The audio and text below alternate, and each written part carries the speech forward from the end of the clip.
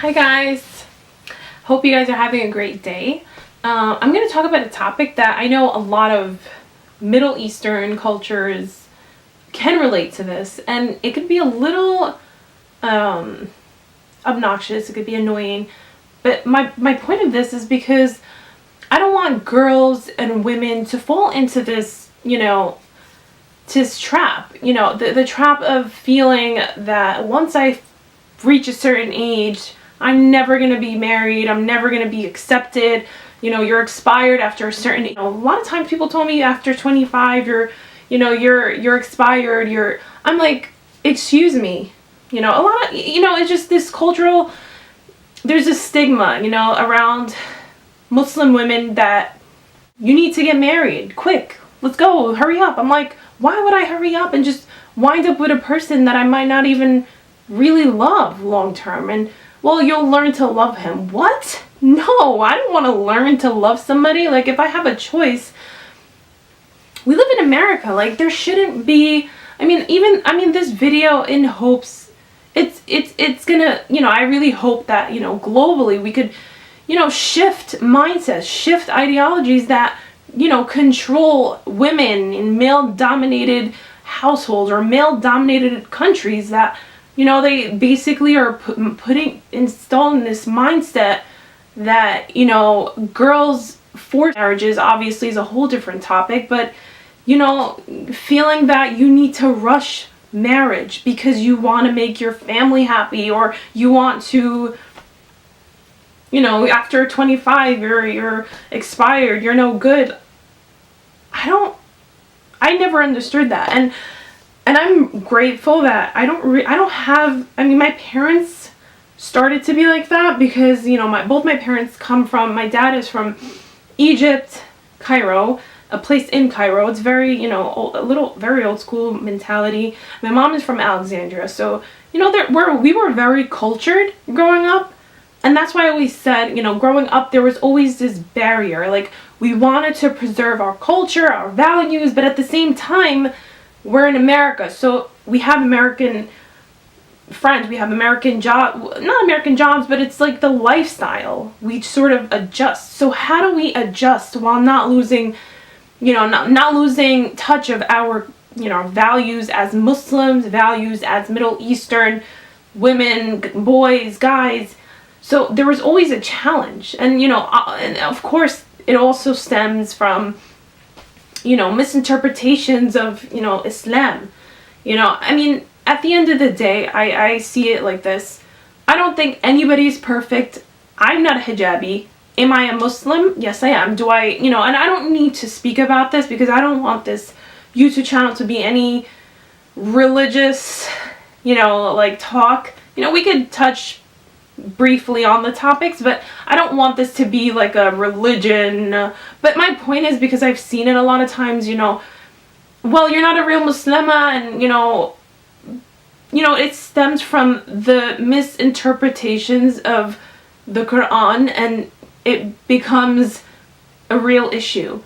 But my issue right now is, like the cultural ideologies of what a woman should be.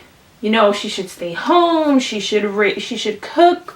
And I'm not saying any of these are negative, and women should, cook as men should cook, and I think there should be an equal part. But backtrack before y'all get married. Get married for the right reasons. I'm not married yet, and this is a whole different topic, but several times I found myself getting in a relationship because I wanted to rush. I wanted to have that wedding and have a good time and sagruta and just that, you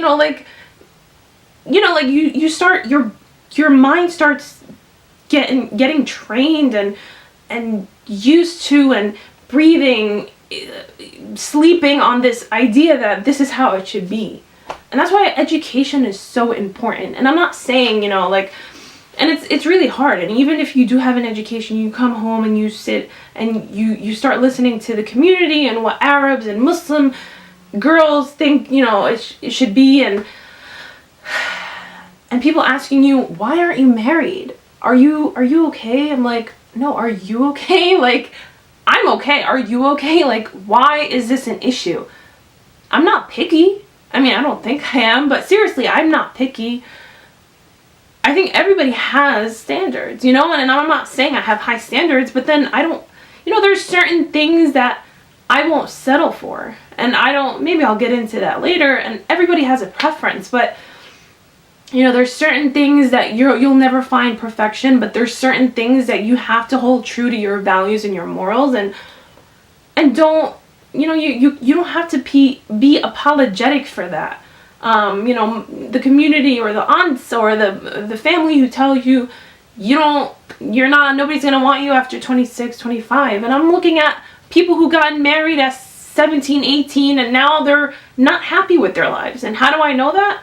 It's because their lifestyle shows, you know, they haven't fully lived. They don't, you know, we each, you know, like I'm a different person than I was last year, and everybody is, and I was a different person than I was 5 years ago, and we're never going to stop growing. But if you get married, and I'm not saying for anybody who's gotten married young age that they're not happy. I'm sure there's a lot of them that are happy, you know, to each their own. But everybody has a different agenda and different goals that they want to achieve before they actually settle.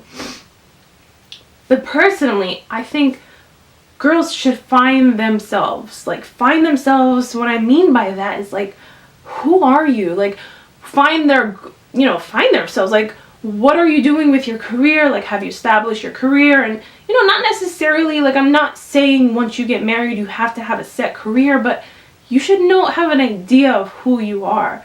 Like, you know, there's so many like a few times that I was, you know, dating for the wrong reasons. Dating for the reasons of making my parents happy. Dating for the reasons of, let's go, your friends are getting married, like, let's make this a thing. And then I stepped back, and, you know, there were, you know, the few times, you know, I'm not saying there were, you know, they were great guys, you know, but it's just for the wrong reasons. And I took a step back, and, you know, I've gone through depression from it, you know, like, and that's why I think when you settle for the right guy or the right girl, like, we all want to make everybody happy, but that realistically we can never make everybody happy.